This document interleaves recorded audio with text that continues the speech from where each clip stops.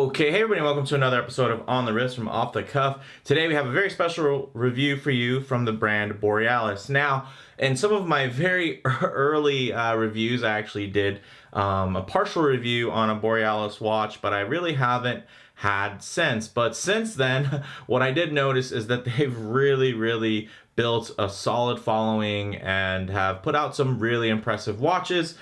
So as their brand has progressed, I've definitely kept an eye out, and I had my eye on actually the first release of this, which is the Sea Storm, and this is actually the second updated release. And of course, one of the nice things about Borealis is they offer tons of different variants, so that's pretty exciting. But a little bit about the brand, if you haven't heard about them before, they were founded back in 2013. They're basically a micro brand with a vintage aesthetic that's focused on updating classics of the past while really taking advantage of today's modern manufacturing improvements. So pretty much stuff that was really only sectioned off for more expensive watches back when the technology was new, let's say, a dive watch, for example, stuff that really would have kept those watches high end. Now, those type of manufacturing tolerances are, really available for everybody. The type of gasketing, everything is readily available. So one of the nice things is now you can get that same type of really impressive capability now, along with also a fine finish. And just like the bigger brands are doing that have been around forever, they're able to cut down their costs by mass producing and really putting out something that's a really mass produced product but still has a pretty fine finishing and really a great design. Of course, with all of the advancements and modern CAD design, it's one of those things where you can really brings a design to life. And in this case, this is of course a dive watch. A couple of key common characteristics in design language when you're looking for a dive watch. You're going to want something that's water resistant, normally through some type of screw down crown. You're going to want something tough, very legible, with a dive bezel and diver's extension if possible, if it is on bracelet. So with that said, let's go ahead and take a closer look. All right. So as you can see, very striking in this all blue finish. This is the Sea Storm version 2, and it is, as you can tell, it is a Blancpain 50 Fathoms inspired diver. And one of the really nice things about Borealis is that they do offer so many different variants, some to appease the true purists who want something that's a one-for-one homage almost, and then for others that kind of want a modern reinterpretation. And this is one of those cases where with the right color scheme and the right dial options, it looks very much like a 50 Fathoms. But in this, guys, it's a lot more modernized. You have the sunburst blue, you have the ceramic, you got BGW9. There's nothing aged, nothing patinaed on here. So what it does is it really modernizes and updates this and gives it a real personality of its own. So right now, the retail price is $350 on pre-order, and basically you just do a 50% deposit of about $175. And I think for what they're offering, it's still a pretty nice piece. And you'll see as we kind of go over the details here that there are some really nice finishes, and the fit and finish are definitely up there amongst other micros. I mean, nothing that really transcends micro brands, but as far as what you're looking for when kind of buying from an independent brand, you're gonna find those types of touches here, which is really nice. Now, these are expected to ship early in 2019, so make sure you get on there quick, because honestly, these pre-orders sell out so fast. There's such a huge following for these guys, not to the level of where they're just like gone in a day, but normally by the time, very few of these models, to say the least, will probably ever make it out to retail prices. I should say their standard pricing versus the pre-order. I've seen this, these models and others kind of come and go as far as their pre-orders. I don't like waiting a long time, so what ends up happening to me is I try to wait for it to make it to a regular release and then keep an eye on it, but by then pretty much all of the combinations that I like are already sold out. So don't miss out, take my word for it. If you like this particular model or one of the variants that are offered for the Sea Storm Volume 2, definitely get in now while you can, and just forget about it after you pay, and then just kind of look forward to being pleasantly surprised early in the new year. So a bit about the dims and everything like that. This is 41.5 millimeters in diameter. It has a 14.15 millimeter height, which is definitely, it's a bit more chunky, but it does fit with the aesthetic, as this is definitely a dive watch, and it's not trying to be some super sleek thin diver. It definitely is keeping in touch and in tradition of those very modern diver aesthetics, which a bit of thickness is definitely something that has kind of come to be expected when it comes to a modern diver.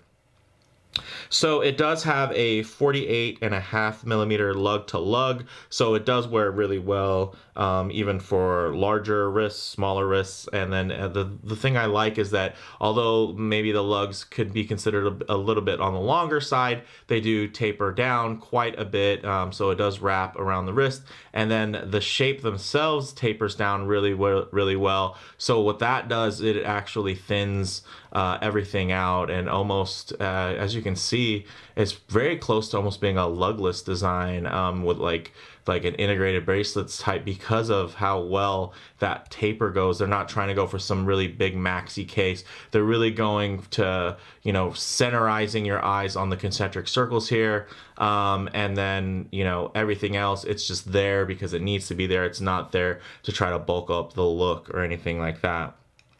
Now, of course, this is all 316L surgical stainless steel, and then you do have a double dome sapphire with AR coating, which is really great. And essentially, double domed means it's domed on the outside and domed on the inside, which is perfect when you don't want to have a lot of distortion. If it was just domed on the top and flat underneath, you would get all that distortion, which can be, can add some visual interest, but, kind of gets a bit in the way of ultimate legibility, which in this case, as you can see, even at very harsh angles, it is very readable. So really nice touch there.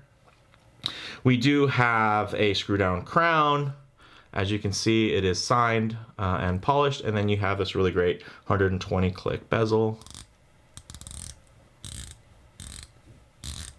And as you can see, I'm trying to force some back play in there. There's maybe a hair, but nothing to complain about. Very solid, very clicky. This isn't one of those super smooth bezels. This is definitely one of the actions where it's very, very notchy and clicky, and feels very, very precise. So that's kind of the balance that people are always trying to perfect when it comes to bezel action. You want it to be notchy enough to where you can really feel every click, but smooth enough to where it's not gonna be adding so much play and really so much kind of clacking and clicking along every index there. So I think this is a pretty happy medium, definitely more on the clicky side. And as you can see, it does have that really nice tone of blue for the ceramic insert that ties in really well to this dial. As you can see, the really nice thing about the dial is, depending on how light is hitting it, it can be the darker tones or almost look very black with just, a couple of highlights of blue. And that blue is pretty close, which is definitely something that brands really, really have to work hard to match that sunburst dial with a ceramic insert. So props to Borealis for really nailing it, I feel, as far as the color combination goes, and really getting the color play right. Now, as far as the movement, it is housing the ever popular NH35 movement from Seiko. It's basically Seiko Instruments. It's their third-party kind of movement dealers. So instead of putting labeling in a 4R 35 and putting it in something in the Seiko line, basically what Seiko Instruments does is they'll actually have a kind of debadged version and then sell it to other micro brands, basically independent brands that need movements. And this is one of them. And as you guys know, it's a very capable movement. Of course, not quite super smooth as far as the sweep goes there, because it is only going to give you about 6 ticks in a second versus the 8 ticks, which is more standard. So I consider this a lower beat movement, and then just kind of one step up being 8 ticks per second, which I would consider a standard kind of automatic movement, and then high beat would be 10 ticks or above. So Definitely really nice, and honestly, with the smaller dial like you're going to have here, the sweep is definitely going to be less noticeable as far as any notchiness in that seconds hand sweeping. It's definitely going to look a lot better because your eye isn't drawn out super far to the very tip. Let's say an NH35 and a big old pilot's watch, you're definitely going to see a little bit more chunkiness, or I should say clunkiness in that sweep here. I think it's masked very well because the hands are short. Although they are quite long compared to the dial, they're overall a lot shorter than you would find in kind of a bezel-less design. So as you can also notice, we do have everything is pretty much whited out there on the hands, all loomed up. You have a really great, minute track there along the outside, which is nicely bordered. And pretty much everything is painted, but it's applied really well. So when we do get to the loom shots, I think you guys are going to be very, very impressed. So you can see that blue sunburst dial, BGW9, as you can see from the dial there, it is 300 meters water resistance, which is really great, and I think is kind of the default kind of serious diver range. In something around 200 or 150 or even 100, those are more recreational style, kind of water resistant swimming type watches, but 300 is pretty much good enough for the pros. Not that anyone's ever skin dived anywhere deep as 300 anyway. But it's just good to know when your things are overbuilt. Same thing with a car, right? Just because your speed limit might not ever be over 70 miles an hour on a long highway stretch, it doesn't mean you don't want your car to be able to do more if needed. So I think that's really nice, and it ties into the whole point of kind of a dive watch, is just that overbuilt nature, ready to go. And really, I feel like that's kind of the baked in luxury of a diver, is that it's just a capable watch that is really ready for any type of situation. Now the lugs are very nice here, as you can see, great finishing. I mean, in the reflections here, it almost looks super black. It's just that high of a polish. And as you can see right there, really clean breaks in between the finishing, brushed and polished, wraps really nicely. So very impressive and very nice touches that we're seeing more and more from micro brands, and I'm very happy to see these really great touches because it really just shows the precision that's capable there. I mean, of course, anybody could do fully polished, fully brushed, or brushed and polished, kind of, brushed on top, polished on the sides. But when you kind of start getting into some of these tricks, it really just lets you know the capabilities that are there for the case makers. And of course, it does tie down into the bracelet often, but it's one of those things where you know that when they're capable, that there's just going to be more precision there and finer execution, because not every micro brand can have a case that's pulled off this nicely. So really great. And then the bracelet itself tapers down from 20 all the way down to 18 millimeters to a very standard kind of flip-flop clasp here. As you can see, this is a press model, so it's going to have some scratches there, but of course when you get your own, it won't have that.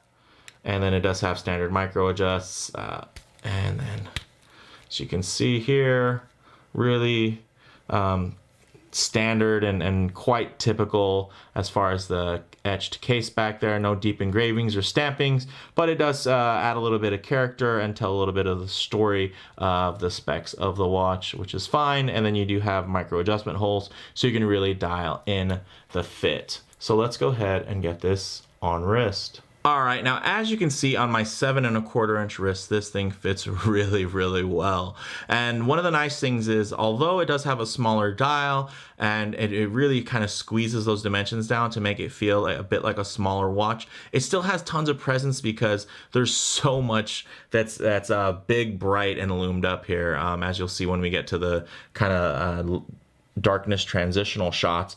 But really, all the full indexes there on the bezel insert. It really just adds more wrist presence and that loud kind of pop of blue, but it's not a super bright blue that's just really cartoony, kind of cartoony Smurf blue. It's definitely a really, really handsome tone that I think can be easily dressed down, dressed up. I think this particular model would actually look really, really great on a diver's mesh. Not that there's anything wrong with the bracelet. I think it's nice and comfortable enough.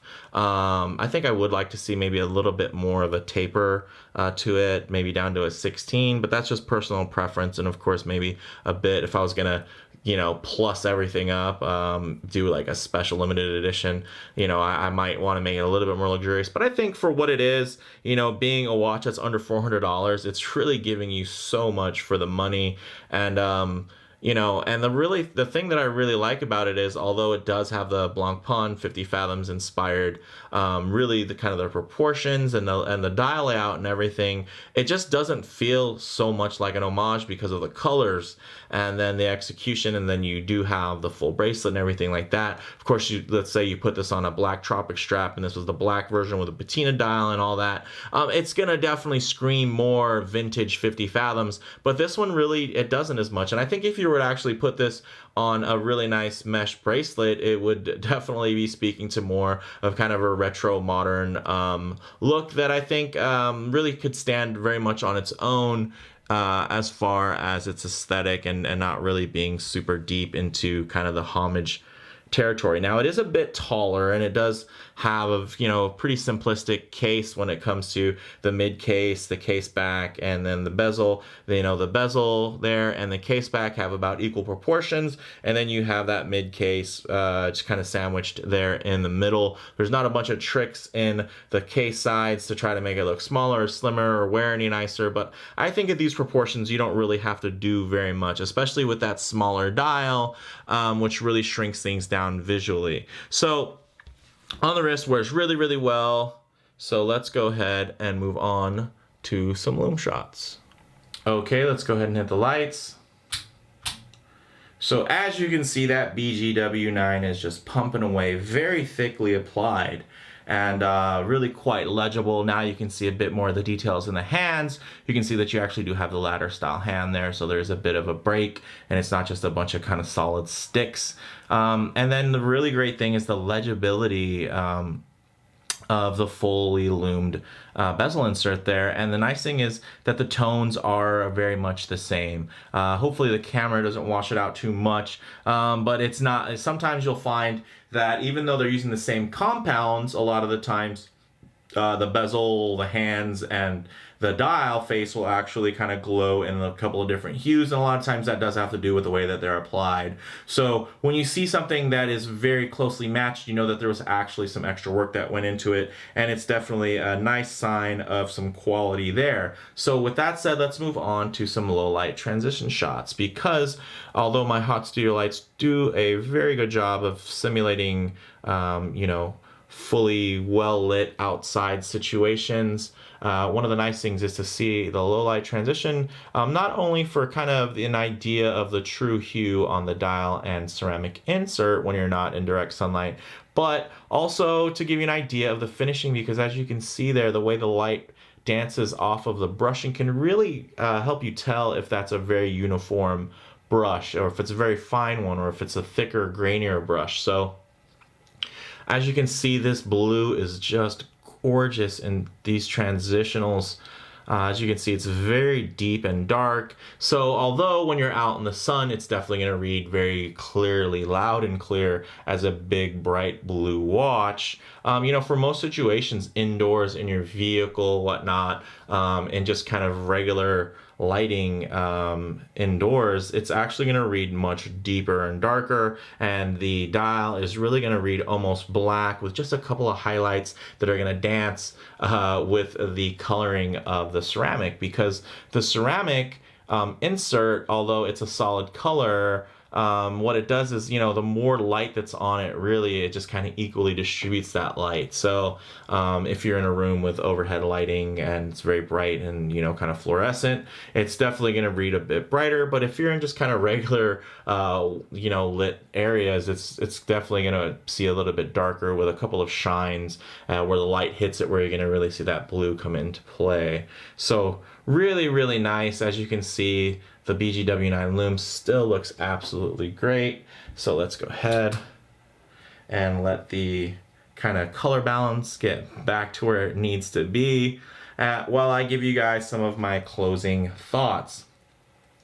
Now, I'm a big fan of this watch, this particular model, and I think what Borealis is doing is really they're on the right track, right? They continue to kind of take back those very classic and recognizable silhouettes and aesthetics, but kind of apply it to something a little bit newer, more modern, and they do their own spin, their own take. And again, the nice thing is they give you those options. If you want a straight homage, you can get that, but if you want something that's a little bit more original, a little bit more modernized, you have that option as well, which is really great to see in kind of this market today, because there are a lot of brands that are completely dedicated to putting out a cheaper version of a watch that already exists, and then there's other brands that are just doing crazy stuff kind of for the sake of being different, and then there's those brands that find that balance, right? They're doing things that look good and that are popular design cues for a reason, and I think that's something that Borealis is really good at. Also, they're very active on their forums, and they actually do take a lot of input from their clientele, which is the reason why these watches sell out so fast. So if you haven't checked out their forums, and if you haven't followed them on Facebook or Instagram, I have to tell you, this is a brand that really cares about what you think, and they try to cater to that. They try to give you as many options as they can without really cannibalizing their sales or stretching themselves too thin to really go get into things that are a little bit too niche. So on the wrist, classic proportions were very well, and the taller height do add to that more tool watch aesthetic, which fits for this particular watch because divers watches are tool watches. As far as model variants go, you're going to want to check for the current availability. There's tons of different options that are out there, and they do sell out quite quick, but basically they do have some different dial options, of course, different lume options, and then as the color combinations, there's going to be some that are going to have more traditional lume that are going to be BGW9, some C3, some old radium. So a lot of different options. You can get dates, no dates. So there's just a lot that are out there. As far as comparable models go, of course, you could think of probably the Helsin 50 Fathoms tribute there being kind of the more mainstream popular one, which is going to be a lot more expensive. And then kind of on the cheaper side, there's also the Seiko, the 55 Fathoms mod. So those are really nice watches as well. I think this is a great fit somewhere in the middle, giving you a modern movement and whatnot, and all the modern goodies as far as getting that sapphire, getting the ceramic insert. But you save a little bit of money because of the movement. You're not going to be spending as much as something with a higher beat rate. So if you love the NH movement, this could definitely be a winner for you, and you could just pocket the rest of that money. Really, the bottom line here, we got another beautiful reimagining of a very, very classic diver. One of the first divers, as a matter of fact. So with that said, if you liked the video, please do hit like, and if you haven't already, please do subscribe for more content just like this. Thanks, guys.